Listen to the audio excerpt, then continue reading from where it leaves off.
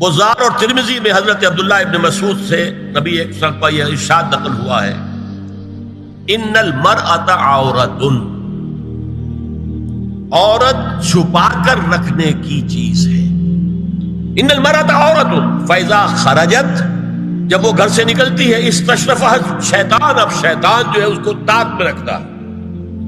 واقرب ما تکون بروحة ربها وهي في قعر بیتها، وہ اپنے رب کی رحمت سے قریب ترین ہوتی ہے جبکہ اپنے گھر کے بھی کسی اندرونی حصے میں۔ اسی لیے فرمایا مردوں کے لیے مسجد میں نماز افضل 28 گنا، اور عورت کے لیے گھر کی نماز مسجد سے افضل، گھر کے صحن کی مسجد سے افضل، دالان کی صحن سے افضل، کمرے میں اس سے افضل، اور کمرے کی کوئی بغلی کوٹھڑی ہے تو اس میں سب سے افضل۔ یہ احادیث نبی اکرم صلی اللہ علیہ وسلم۔ عبداللہ ابن احمد ابن حنبل نے زوائد الزہد میں اور ابن ابی شیبہ نے ابن سعد نے اپنی کتابوں میں مسروق کی روایت نقل کی ہے کہ حضرت عائشہ جب تلاوت قرآن کرتے ہوئے اس آیت پر پہنچتی تھی وَقَرْنَ فِي بُيُوتِكُنَّ، تو بے اختیار رو پڑتی تھی۔ قرآن کہتا ہے اپنے گھروں میں رہو۔ حضرت عائشہ نے شہادت عثمان کے بعد باہر نکل کر لشکر کی قیادت کی، پھر ساری عمر افسوس تھا کہ میں نے غلط کہا۔ حافظ ابو بکر بزار حضرت انس سے روایت کرتے ہیں کہ عورتوں نے حضور سے عرض کیا کہ ساری فضیلت تو مرد لوٹ کے لے گئے، وہ جہاد کرتے ہیں، خدا کی راہ میں بڑے بڑے کام کرتے ہیں، ہم کیا عمل کریں کہ ہمیں بھی مجاہدین کے برابر اجر مل سکے؟ جواب میں آپ نے فرمایا من قعدت منکن فی بیتہا فإنہا تدرک عمل المجاہدین، تم میں سے جو شخص اپنے گھر میں بیٹھی رہے گی وہ مجاہدین کا اجر حاصل کرے۔ یہ ایک ہوا کا رخ ہے، بتایا جا رہا ہے، یہ نظام ہے جس کو اس شکل میں دیا جا رہا ہے۔ اب آئیے سورہ نور کی طرف۔ یا ایھا الذین آمنوا لا تدخلوا بیوتا غیر بیوتکم حتی تستأنسوا وتسلموا علی اہلها ذالکم خیر لکم لعلکم تذکرون۔ اہل ایمان مت ہرگز مت داخل ہو اپنے گھروں کے علاوہ کسی اور گھر میں جب تک کہ تم ان کے ساتھ مانوس نہ ہو جاؤ، اذن نہ لے لو، ان پر سلام نہ کرو، یہی تمہارے لیے خیر بہتر ہے۔ اس کے بعد تفصیل آئی ہے، اس میں میں اس وقت نہیں جا رہا۔ اور جو لوگ اس پر عمل نہیں کرتے ان کے بارے میں قرآن مجید کیا کچھ، حضور کیا کچھ فرما رہے ہیں یہ آپ سن لیجیے، بہت سخت احکام۔ عن ابی ہریرہ رضی اللہ عنہ ان رسول اللہ صلی اللہ علیہ وسلم قال لو ان امرا اطلع علیک بغیر اذن فخذفته بحشاة ففقعت عینہ ما کان علیک من جناح، متفق علیہ، بخاری اور مسلم دونوں کی ہے۔ اگر کوئی شخص تمہارے گھر میں بغیر اجازت کے داخل ہو جائے اور تم اس کی سزا کے طور پر اس پر کنکریاں پھینکو اور اس کی آنکھ پھوٹ جائے کنکری سے تو تم پر کوئی گناہ نہیں۔ بغیر اجازت کے گھر میں آ گیا ہے، بغیر اذن کے، بغیر استئذان کے کنکریاں مارو اور کنکری سے آنکھ پھوٹ جائے، فما کان علیک من جناح، کوئی حرج نہیں۔ اب آ رہی ہے اصل آیت، قل للمؤمنین یغضوا من ابصارهم ویحفظوا فروجهم ذلک ازکی لهم ان اللہ خبیر ما یصنعون وقل للمؤمنات یغضضن من ابصارهن ویحفظن فروجهن ولا یبدین زینتهن الا ما ظهر منها وَلْيَضْرِبْنَ بِخُمُرِهِنَّ عَلَى جُيُوبِهِنَّ وَلَا يُبْدِينَ زِينَتَهُنَّ إِلَّا لِبُعُولَتِهِنَّ أَوْ آبَائِهِنَّ أَوْ آبَاءِ بُعُولَتِهِنَّ أَوْ أَبْنَائِهِنَّ أَوْ أَبْنَاءِ بُعُولَتِهِنَّ أَوْ إِخْوَانِهِنَّ أَوْ بَنِي إِخْوَانِهِنَّ أَوْ بَنِي أَخَوَاتِهِنَّ أَوْ نِسَائِهِنَّ أَوْ مَا مَلَكَتْ أَيْمَانُهُنَّ أَوِ التَّابِعِينَ غَيْرِ أُولِي الْإِرْبَةِ مِنَ الرِّجَالِ أَوِ الطَّفْلِ الَّذِينَ لَا يَظْهَرُوا عَلَى عَوْرَاتِ النِّسَاءِ وَلَا يَضْرِبْنَ بِأَرْجُلِهِنَّ لِيُعْلَمَ مَا يُخْفِينَ مِنْ زینتہن وتوبوا الی اللہ جميعا ایھا المؤمنون لعلکم تفلحون۔ یہ لمبی آیت ہے۔ اہل ایمان، اے نبی کہہ دیجئے اہل ایمان مردوں سے اپنی نگاہیں نیچی رکھا کریں اور اپنی شرمگاہوں کی حفاظت کریں، یہی ان کے لیے زیادہ پاکیزہ عمل ہے۔ ان اللہ خبیر بما یصنعون، اور جو کچھ وہ کر رہے ہیں اللہ اس سے واقف ہے۔ وَقُلْ لِلْمُؤْمِنَاتِ يَغْضُضْنَ مِنْ أَبْصَارِهِنَّ، اور مومن عورتوں سے بھی کہہ دیجئے کہ وہ اپنی نگاہیں جو ہے نیچی رکھا کریں، وَيَحْفَظْنَ فُرُوجَهُنَّ، اپنی شرمگاہوں کی حفاظت کریں، وَلَا يُبْدِينَ زِينَتَهُنَّ إِلَّا مَا ظَهَرَ مِنْهَا، اور اپنی زینت کو ظاہر نہ کیا کریں سوائے اس کے کہ جو بالکل ظاہر ہو جائے۔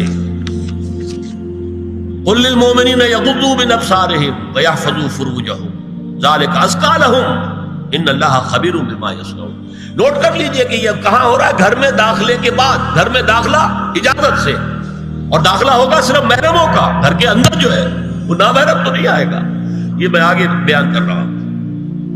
وَقُلْ لِلْمُؤْمِنَاتِ يَغْضُضْنَ مِنْ أَبْصَارِهِنَّ وَيَحْفَظْنَ مِنْ فُرُوجِهِنَّ، اور کہہ دیجئے مومن عورتوں سے بھی کہ وہ بھی اپنی نگاہیں جھکا کر رکھیں اور اپنی شرمگاہوں کی حفاظت کریں۔ وَلَا يُبْدِينَ زِينَتَهُنَّ إِلَّا مَا ظَهَرَ مِنْهَا، محرموں سے پردہ کیا ہے؟ محرموں سے، اس کا نام ستر ہے۔ عورت کا پورا جسم ستر ہے سوائے چہرے کی ٹکیا اور یہ ہاتھ اور یہ پاؤں، بس۔ کیا مطلب ہے؟ بھائی بھی نہیں دیکھ سکتا بہن کے جسم کا کوئی اور حصہ، باپ بھی نہیں دیکھ سکتا بیٹی کے جسم کا کوئی حصہ۔ یہ ستر ہے، ستر محرموں سے پردہ ہے۔ وَلْيَضْرِبْنَ بِخُمُرِهِنَّ عَلَى جُيُوبِهِنَّ، یہ بھی گھر کے اندر کی بات ہو رہی ہے، کیونکہ میں پہلے بتا چکا ہوں جلباب ہوتا تھا جب گھر سے باہر نکلتی تھی عورت، تو وہ اپنی چادر لپیٹتی تھی، اپنے چہرہ نہیں ڈھانپتی تھی، صرف چہرے کا حکم دیا گیا اس کے ضمن میں۔ وہ سورہ عذاب کی آیت ہے، وہ رہ گئی، میں بیان کروں گا۔ اور خمار اوڑھنی ہوتی تھی جو گھر میں اوڑھتی تھی۔ گھر میں ظاہر بات ہے کہ جلباب تو نہیں لیا جا سکتا، آخر گھر کا کام کاج کرنا ہے، ہلکی سی اوڑھنی وہ گھر میں، لیکن فرمایا وَلْيَضْرِبْنَ بِخُمُرِهِنَّ عَلَى جُيُوبِهِنَّ، اور انہیں چاہیے کہ اپنی اوڑھیوں کے، بکل اوڑھنیوں کے اپنے سینوں کے اوپر، گریبانوں کے اوپر بھی مار لیا کریں۔ اب اس کے بعد فرمایا وَلَا يُبْدِينَ زِينَتَهُنَّ إِلَّا لِبُعُولَتِهِنَّ، اب یہاں یہ زینت کا لفظ آ رہا ہے چہرے کے، اور چہرے ہی میں کچھ سنگھار بھی ہوتا ہے۔ اب ان کے لیے کہا گیا کہ چہرے کی زینت اور چہرے کے اوپر اگر کوئی بناؤ سنگھار ہے، زیور ہے، تو اس کی زینت نہ ظاہر کریں، مگر اب یہ یہاں تفصیلی آئی ہے، جو محرم ہے ان کی تفصیل۔ تو فرمایا کن کے سامنے ظاہر کر سکتی ہے؟ الا لبعولتہن، سب سے بڑھ کر تو شوہر، او آبائہن، اور یہ آپ نے باپ۔ اچھا، باپوں میں نوٹ کی دی، باپ حقیقی ہو، اخیافی ہو، اللاتی ہو یا رضاعی ہو، یہ چاروں قسم کے باپ اس میں شامل ہیں۔ جس عورت نے دودھ پلایا تھا اس کا شوہر بھی باپ بن گیا۔ او آبائے بعولتہن، اپنے شوہروں کے باپ، یا ابنائہن، ان کے اپنے بیٹے، بیٹوں میں بھی آئیں گے چاروں، اللاتی، اخیافی، عینی اور رضاعی۔ او ابنائے بعولتہن، اور اپنے شوہروں کے بیٹے، ہو سکتا ہے شوہروں کی اور بیویاں بھی ہوں، تو ان کے بیٹے بھی، جو ستیلے بیٹے ہیں وہ بھی محرم، ان سے کسی شکل میں کبھی شادی نہیں ہو سکتی۔ او اخوانہن، یا ان کے بھائی، او ابنائہن، یا اپنے بیٹے، او ابنائے بعولتہن، یا اپنے شوہروں کے بیٹے، او اخوانہن، یا اپنے بھائی، او بنی اخوانہن، یا اپنے بھائیوں کے بیٹے، او بنی اخواتہن، اپنا بھتیجا، اپنا بھتیجا، شوہر کا بھتیجا نہیں، اپنا بھتیجا محرم ہے، اپنا بھانجا محرم ہے، شوہر کا بھانجا محرم نہیں ہے۔ او نسائہن، یا ان کی عورتیں، اپنی عورتیں، جان پہچان کی عورتیں۔ او ما ملکت ایمانہن، یا جو ان کے داہنے ہاتھوں کی ملکیت ہے، باندیاں، غلام۔ اس میں عرض کر چکا ہوں کہ اس میں کافی اختلافات ہیں۔ یہ بھی ہے کہ اس سے مراد صرف باندیاں ہیں، غلام مرد ہیں، یہ بھی ہے کہ مرد بھی ہے، اور یہ بھی ہے کہ مرد جب تک کہ وہ بالغ ہو۔ لیکن میں اس بحث میں یہاں نہیں جانا چاہتا، یہ پھر فقہ کی بحث ہو جائے گی۔ اب التابعین غیر اولی الاربہ، کچھ ایسے لوگ بھی ہوتے ہیں، کوئی کسی کے گھر میں کوئی اندھا آدمی رہ رہا ہے یا کوئی اور کسی وجہ سے کوئی مریض ہے، اسے آپ نے بنا دے رکھی ہے، انہیں عورتوں سے کوئی سروکار نہیں ہوتا۔ اب الطفل الذین لم یظہروا علی عورات النساء، یا وہ بچے کہ جن پر ابھی عورتوں کے پوشیدہ حالات واضح ہی نہیں ہے، پتہ ہی نہیں ہے انہیں، ابھی انہیں جنس کا کوئی احساس ہی نہیں۔ یہ ہے فہرست جو دی گئی ہے کہ جن کے سامنے عورت کھلے چہرے کے ساتھ اور اپنی جو اضافی زینت بھی ہو، کوئی زیور وغیرہ یا کوئی بھی سرما وغیرہ ڈالا ہوا ہے یا کوئی سرخی کو لگائی ہے معمولی سی، تو اس کے ساتھ آ سکتی ہے، اور یہ وہ رشتے ہیں کہ جن سے کسی حالت میں بھی نکاح نہیں ہو سکتا۔ آگے سنیے، وَلَا يَضْرِبْنَ بِأَرْجُلِهِنَّ لِيُعْلَمَ مَا يُخْفِينَ مِنْ زِينَتِهِنَّ، اور چلتے ہوئے اپنے پاؤں زور سے نہ مارے کہ ان کی زینت ظاہر ہو جائے۔ اگر کوئی پازیب پہنی ہوئی ہے، کوئی جھنجھنو وغیرہ ہے، تو اب اگر پاؤں مار کر چلے گی تو خواہ ذہن جائے گا بیٹھے ہوئے کا کہ کوئی خاتون جا رہی ہے۔ یہاں تک اس کے علاوہ یہ بھی ہے، تعطر کے بارے میں فرمایا ہے کہ اگر عطر لگا کر کوئی عورت گھر سے نکلی ہے، اذا استعارت المرأة فمرت على القوم ليجدوا ريحها فهي كذا وكذا قال قولا شديدا۔ اس ابو داؤد کی روایت حضور نے فرمایا جب کوئی عورت عطر لگا کر خوشبو لگا کر نکلتی ہے کہ لوگ اس کی خوشبو سونگیں یا اس کو اوپر مطلع ہو جائیں تو ایسی ہے ایسی ہے، بہت سخت الفاظ حضور نے استعمال کیے کہ جس کو راوی نے نقل نہیں کیا۔ عورت کے لیے خوشبو، عورت کی آواز کا پردہ ہے۔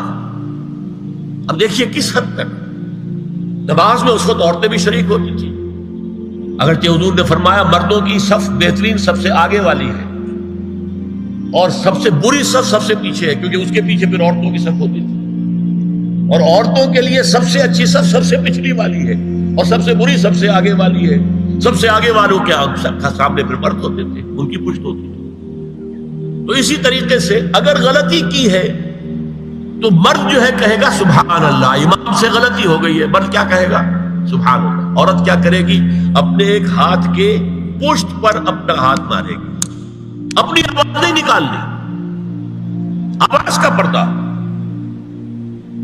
چھونے کا پردہ یہاں تک ہے کہ حضور نے کبھی کسی عورت سے ہاتھ نہیں ملایا، اور آپ جب بیعت بھی لیتے تھے تو بس زبانی الفاظ کہلوائے اور کہا ٹھیک ہے بیعت ہو گئی، یا ایک کپڑا پکڑا، اس کا ایک سرا اپنے ہاتھ میں دوسرا سرا اس خاتون کے ہاتھ میں، یا ایک تشت کے اندر پانی بھرا، اس میں ایک طرف اس نے انگلیاں ڈال لی اور ایک طرف حضور کی انگلیاں۔ لیکن مسافر لا اسافر النساء، ایک دفعہ ہوا بھی کہ بعض خواتین نے جب بیعت کی ہے تو پھر انہوں نے ہاتھ آگے بڑھایا مسافر کے لیے، حضور نے فرمایا انی لا اسافر النساء، میں عورتوں سے مسافرہ نہیں کرتا۔ یا ایھا النبی قل لازواجک وبناتک ونساء المؤمنین یدنین علیہن من جلابیبہن ذلک ادنی ان یعرفن فلا یؤذین وکان اللہ غفورا رحیما۔ اے نبی صلی اللہ علیہ وسلم کہہ دیجئے اپنی بیٹیوں سے اور اپنی بیویوں سے اور مسلمانوں کی خواتین سے۔ اب دیکھیے یہ سورہ احزاب ہی میں ہو رہا ہے، شروع میں یا نساء نبی سے بات چلی، استیزان بھی صرف نبی کے گھر میں داخل نہ ہو اذن کے بغیر، آگے چل کر سورہ احزاب ہی میں عام بھی کر دیا، قل لازواجک وبناتک ونساء المؤمنین، کہہ دیجئے اپنی بیویوں سے اپنی بیٹیوں سے اور اہل ایمان کی خواتین سے، یدنین علیہن من جلابیبہن، کہ وہ اپنے چہروں کے اوپر اپنی جلباب کو لٹکا لیا کریں، چہرہ چھپ جائے۔ اب اس کی تفسیر میں چاہتا ہوں کہ آپ کو جو مختلف مفسرین نے کی ہے وہ آپ کے سامنے میں رکھوں۔ حضرت عبداللہ ابن عباس نے اس آیت کی جو وضاحت فرمائی ہے اسے حافظ ابن کثیر نے اپنی تفسیر میں اس طرح نقل کیا ہے، اللہ نے مسلمان عورتوں کو حکم دیا ہے کہ جب وہ کسی کام کے لیے گھروں سے نکلے تو اپنی چادروں کے پلو اوپر سے ڈال کر اپنا منہ چھپا لے اور صرف ایک آنکھ کھلی رکھے، دونوں آنکھیں بھی غلط ہیں۔ اور سن لیجئے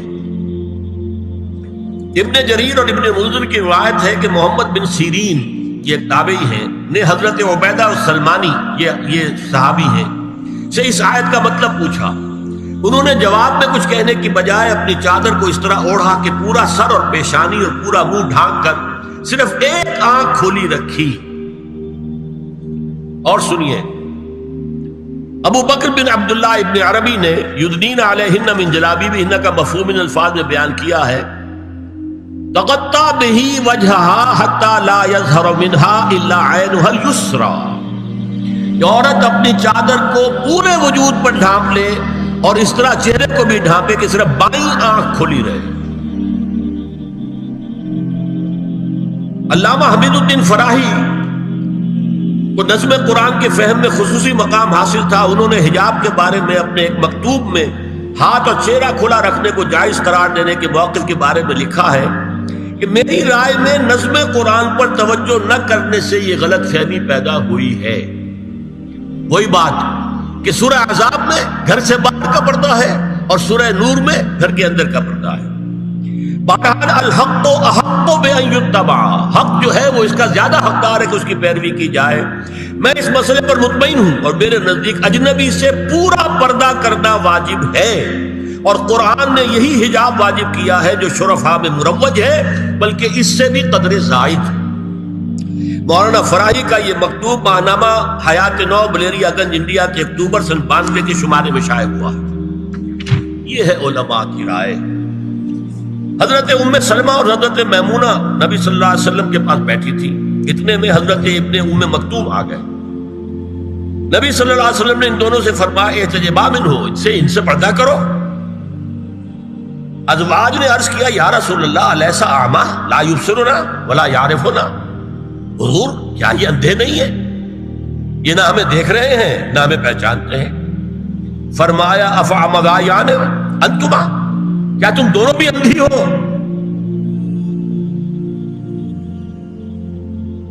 اللہ تم سرا نہیں، کیا تم نہیں دیکھ رہی ان کو؟ حضرت ام سلمہ تصریح کرتی ہیں ذالک بعد ان امر بالحجاب، یہ جب حجاب کا حکم آ گیا تھا تب حضور نے پھر یہ حکم دیا. اس کی وجہ کیا تھی؟ حضرت عبداللہ ابن مکتوم کا گھر میں آنا جانا تھا. تو اگرچہ اندھے ہیں لیکن یہ کہ یہ بار بار کا آنا جانا اس سے فتنے کا ایک دروازہ کھل سکتا ہے. اس دروازے کو بند کر دیا گیا. حضرت عائشہ کے پاس ایک نابینا آیا تو انہوں نے اس سے پردہ کیا. کہا گیا کہ آپ اس سے پردہ کیوں کرتی ہیں، یہ تو آپ کو نہیں دیکھ سکتا. جواب میں حضرت ام المومنین نے فرمایا لاکنی انظر الیہ، میں تو اسے دیکھ رہی ہوں نا. اور مرد کو دیکھے.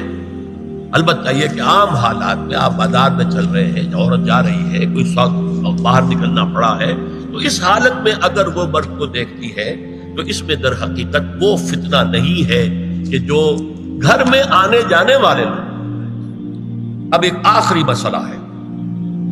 2 حدیثیں ایسی ہیں جو میری گفتگو کے خلاف جاتی ہیں اور میں دیانت کا تقاضا سمجھتا ہوں کہ وہ بھی آپ کے سامنے بیان کروں. حضور کے بارے میں یہ معلوم ہے کہ 2 خواتین جو ویسے نامحرم تھیں وہ ان کے سامنے آتی رہیں اور آپ ان سے ملتے رہے. ایک آپ کی سالی حضرت اسماء، حضرت عائشہ کی بہن رضی اللہ تعالی عنہ، اور ایک آپ کی چچا زاد بہن حضرت علی کی بڑی ہمشیرہ حضرت ام ہانی. یہ میں حدیث آپ کو سنا رہا ہوں. بکثرت احادیث سے ثابت ہے کہ حضرت اسماء بنت ابی بکر آپ کے سامنے ہوتی تھی اور آخر وقت تک آپ کے اور ان کے درمیان چہرے اور ہاتھوں کی حد تک کوئی پردہ نہ تھا. حجۃ الوداع نبی صلی اللہ علیہ وسلم کی وفات سے صرف چند مہینے پہلے کا واقعہ ہے اور اس وقت تک بھی یہی حالت قائم رہی. یہ ابو داؤد کتاب الحج. دوسری روایت حضرت ام ہانی رضی اللہ تعالی عنہا جو ابو طالب کی صاحبزادی اور نبی صلی اللہ علیہ وسلم کی چچاداد بہن تھی، آخری وقت تک حضور کے سامنے ہوتی رہیں اور کم از کم منہ اور چہرے کا پردہ انہوں نے آپ سے کبھی نہیں کیا. فتح مکہ کے موقع کا ایک واقعہ وہ خود بیان کرتی ہیں جس سے اس کا ثبوت ملتا ہے. یہ ابو داؤد کی روایت ہے. یہ روایتیں ہیں، میں انہیں تسلیم کرتا ہوں. اور میں نے اب جو کچھ بیان کیا ہے اس سے یہ ایک بالکل برعکس بات سامنے لا رہی ہے۔ اب یہ ہے کہ یا تو ہم ان دو حدیثوں کو اصل مان کر باقی ساری حدیثیں جو ہیں ان کو ختم کر، میں تو آپ کو سنا نہیں سکا، میرے پاس تو بہت زیادہ حدیثوں کا مواد تھا۔ چہرے کے پردے کے لیے حدیثیں، استیزان کے لیے کتنی حدیثیں ہیں، چہرے کے پردے کے بارے میں بہت زیادہ حدیثیں ہیں۔ حضرت ام خلاد ایک خاتون تھی، ان کا بیٹا ایک غزوے میں شہید ہو گیا، وہ اس کے بارے میں کچھ پوچھنے کے لیے حضور کے پاس آئی، صحابہ بیٹھے ہوئے تھے، انہوں نے نقاب ڈالا ہوا تھا، منتقبۃ، نقاب کا لفظ بھی حدیث میں موجود ہے، اور یہ لوگ کہتے ہیں نقاب تو جو ہے یہ بعد کی پیداوار ہے، یہ لفظ کوئی ہے ہی نہیں۔ حجاب کا لفظ قرآن میں ہے، جلباب کا لفظ قرآن میں ہے، خمار کا ذکر قرآن میں ہے، اور یہ منتقبۃ نقاب ڈالی۔ لوگوں نے کہا عجیب عورت ہے یہ، اس کا بچہ شہید ہو گیا ہے، مطلب یہ کہ سخت صدمے کی کیفیت ہے، اور یہ اس وقت بھی اس نے نقاب ڈالی ہوئی ہے۔ تو انہوں نے جواب دیا ان ارزو ابنی لا ارزو حیائی، میں نے بیٹا کھویا ہے، اپنی حیا نہیں کھوئی ہے۔